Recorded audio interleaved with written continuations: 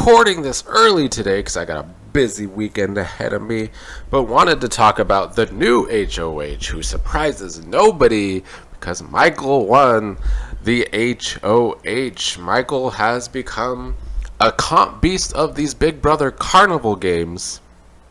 And I've had a couple comments on some of the past couple videos about Michael's game and how he is the best player left. To me, I've always been saying he's, as a player, strategy and socially, he's just as bad as everybody else. But he does have the edge over everybody because he is so good at competitions.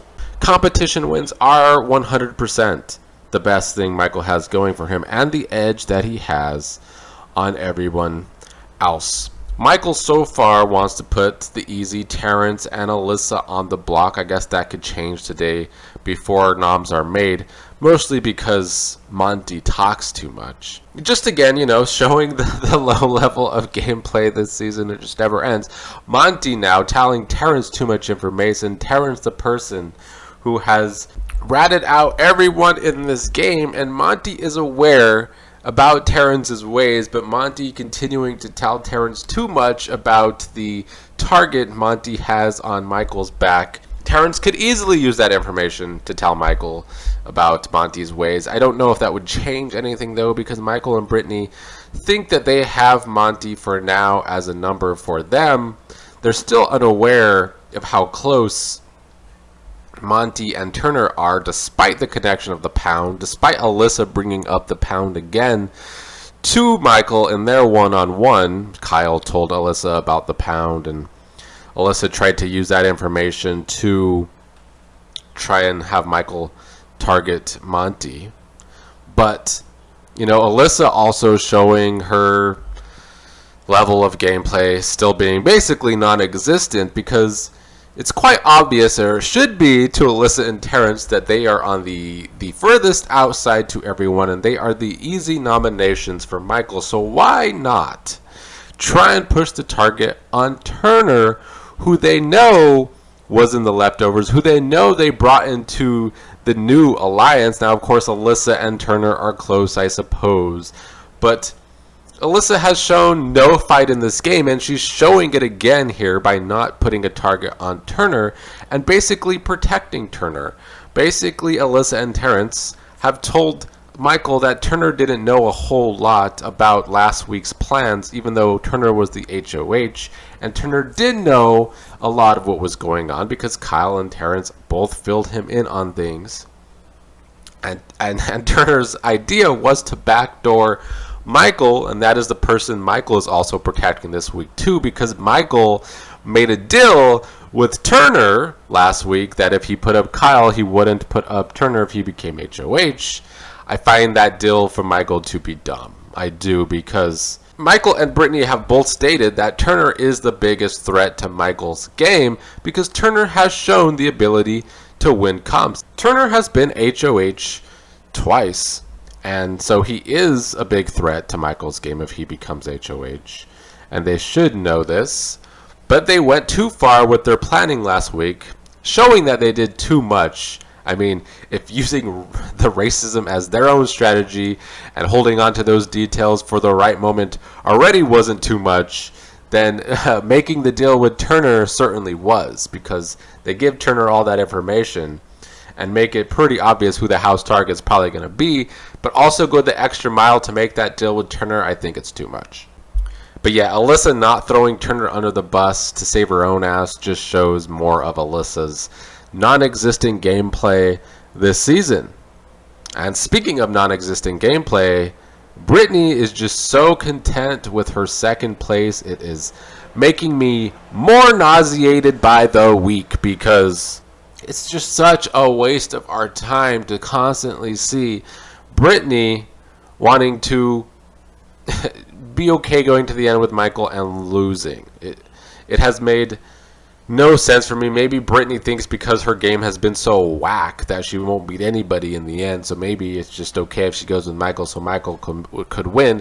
This fucking loser mentality from Brittany that we've seen all season. She is a defeatist Brittany and or Alyssa winning this season would be, if one of them win, they are by far the worst winner in Big Brother history.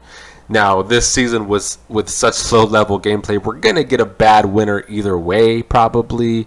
You know, Michael, Taylor, maybe even Monty do have arguments that they are okay winners, but still probably bottom tier. Taylor's story, though, if she were to win, coming back from where she started in this game, would be gigantic, because she started literally at the bottom, had to survive every week. I think it would be a testament to her drive and her social game if Taylor were to win.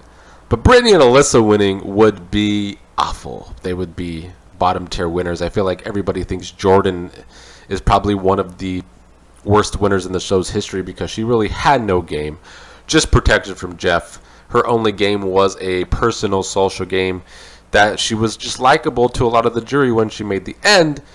I do think she's also probably one of the bottom tier winners, although the worst winner to me will forever be Josh. But yeah, whoever wins this season, it's not going to be high on the list of Big Brother winners, in my opinion. You know, Michael's edge being the competition wins, I have to give him credit for that. But his jury management now, and using that racism as gameplay, holding on to that information until the right moment, it is such a dirty move. And there's a lot of debate going on of what's worse, who's worse in the situation, Kyle for starting the racism, or Michael and Brittany for using it as gameplay. I mean, what gets on my nerves, I stated in the last video, is Facebook saying that Kyle's a victim. And that Michael and Brittany are the only villains in the situation. To me, all three of them are bad. And I see people getting kind of annoyed with Terrence and Monty for basically wanting to turn the jury against Michael because of him using that dirty gameplay. But, like, they have every right to feel the way they feel. Terrence being the main one who even said he wants to make it his mission, if he's in the jury, to turn it against Michael. And people didn't believe me last week when I was saying Michael could have a hard chance beating Taylor in the end. And then I also stated a video later that Michael's going to have a hard time beating anyone in the end, because the jury might have these discussions about him that are not going to be pretty.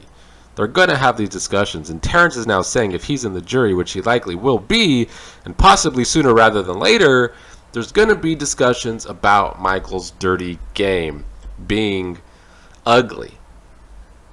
I just hope that that doesn't mean that if Michael and Brittany make the end, that Brittany could beat Michael. That would be gross. And before that possibly happens, let's nip it in the bud right now before people try and rewrite history after the season to try and make it seem like this is what Brittany was planning all along. No, Brittany herself does not believe she could beat Michael in the end. She thinks she's going to go to Final 2 and lose. So if that happens, let's not pretend like Brittany played some good game. She's been playing for second place this entire time now, and so her winning would just be the next Josh Martinez. It would be the worst win of all time, probably, in my opinion.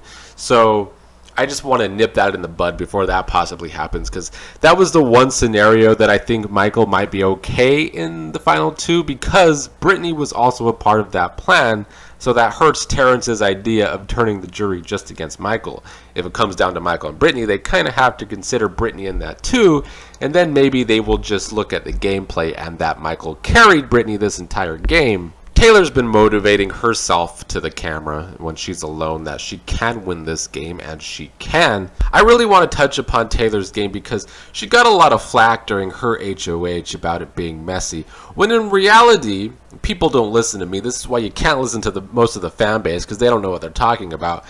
But what Taylor was doing was best for her game. Making those connections with the girls helped her jury management. Her target being Terrence was best for Taylor's personal game, because the very next week Terrence wins HOH, takes out Joseph, which hinders Taylor's game. So Taylor this whole time has also been doing what's been best for her personal game, and I hope she's getting the credit for that, because Taylor has a good grasp of the game, Honestly, a lot better than most of these folks. This season has been utterly trash on a game level. The game IQ so low. I'm gonna keep saying that every video because I don't want this season to be rewritten afterwards like it had some sort of good gameplay, because it did not. And you could just look back at old Mr. Daniel, who still makes an idiot out of himself postseason. Daniel's original nominations were Terrence, Michael, and Taylor, all of whom are still in the game. Just to show how awful his first HOH was, all of his first nominees have gotten so deep in the game while Daniel went home pre-jury, and he just continues to make an idiot out of himself after the game. Really sums up the whole cast, and I need somebody in the comments to remind me at the end of the season or after the season to do a video on some of these casting directors, because I think they deserve a negative video about them, just for the way some of them casted this season and the way some of them acted at the beginning of this season. They need to be called out a little more, and I hope I remember to do so.